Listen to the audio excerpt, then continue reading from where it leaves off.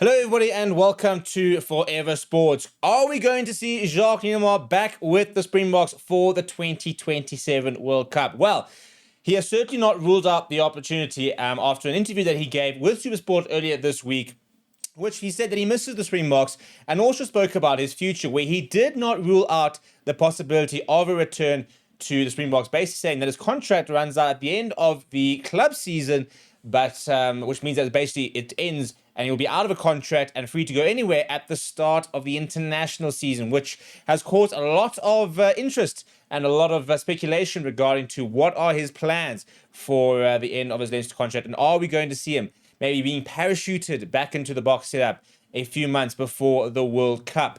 Before we get into it, please do smash a like on the video. Please do subscribe to the channel as well. Right, so this is basically what he had to say.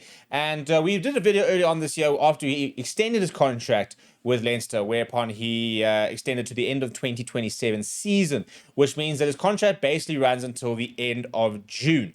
And he spoke about the fact that his family obviously played a big role in that in terms of having just moved him over from during 2023, and now potentially, he wants a bit of solidity. And I think that, come 2027, probably, if you look at the age of his kids, for example, potentially finishing school, university, etc., he'd probably be a little bit more at liberty to be able to move. And what he basically had to say is, you never know. And this is the very important part of it here. He said, I've extended my contract with Leinster for another year. So my contract is up until the end of the 2027 domestic season. He said, so I'll be out of the contract at the start of the international season in the Southern Hemisphere. So you never know how things will work out. So that's the big alarm bells, really, So he's basically said, I'll be free to go for the start of the Springbok international season as we go into that full rugby championship ahead of the 2027 World Cup. And he said, you can try to plan life. When Rassie and I came over to Ireland during months 2016, we planned to get a passport and the kids were going to settle here. That was the idea. And then maybe if we were relevant enough or good enough, we will return when we're a little bit older. So we thought maybe for the 2023 or the 2027 World Cup, if we're good enough and relevant enough, but then life happens.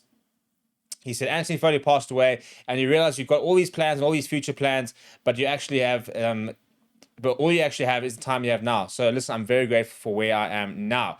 He then spoke about the Springboks and said, I miss the Springboks. He said, I really miss the group, and one never knows. From my side, I must make sure that I'm still relevant enough and continue to evolve. As a coach, you must still be creative, find different ways, better ways of doing things, and then life will take care of itself. I mean, it's not quite a sort of a call to come home, and him saying that he's going to come home, but he's definitely not closing the door. And I think this has been the speculation that's been going on for a while, that everybody's been basically saying that he's gone over as an agent, inverted commas, and he's gone over to try and basically learn what's happening with Ireland and learn what's happening in their systems, and then for him to then basically come back to South Africa just in time for the World Cup to then provide all this input and then rejoin the Boks to go to the World Cup. It'll be a very big coaching staff if it happens. And I think the problem is the personalities. And if he comes in as let's say a consultant like Felix Jones in 2019, you've got to be, as Rassie Erasmus, 100% certain that all the other coaches are on board with the decision. Maybe it's already been mentioned, maybe it's already been spoken about. But you don't want to, for example, undermine a Jerry Flannery by bringing in Jacques Nienaber and then saying, right, cool, well, he's come in. At the end of the day, if he's got, value to contribute and he can add value to the setup, then you kind of sit there, why not? But you can't rock the boat. You can't disturb all the processes, everything that's been done over the past few years with the Boks just to try and accommodate him because of what he's done before. So it's a very, very fine line, in terms of what is the right way of doing it. Is it right for him to come back? Because he'll obviously only be back for a few months. So it's a very outside chance here, I think. Unless the conspiracy theories are true, unless this has all been one big plot. And even right now, the coaches know that Jacques is going to come back in 2027 and he's going to rejoin, and they're all going to go to Australia and try and lift the World Cup. I mean, we've probably got the biggest coaching staff we've ever had as a Springbok management, when you think of the fact that at the moment it's Rassie Erasmus, Felix Jones, Tony Brown, Jerry Flannery, Zodila Stick, Dion Davis, Dwayne Vermeulen, Jaco Paper. Who am I missing? Obviously, yeah, you then got the likes of an Andy Edwards, you've got performance analysis, etc., etc. So it's like a 10, 11-man team as it is. You add Jacques Nienaber, for example, it becomes a 12-man team. So it's a big coaching staff, and you don't, as I said, you don't want to there is always going to be a case of too many cooks spoiling the broth.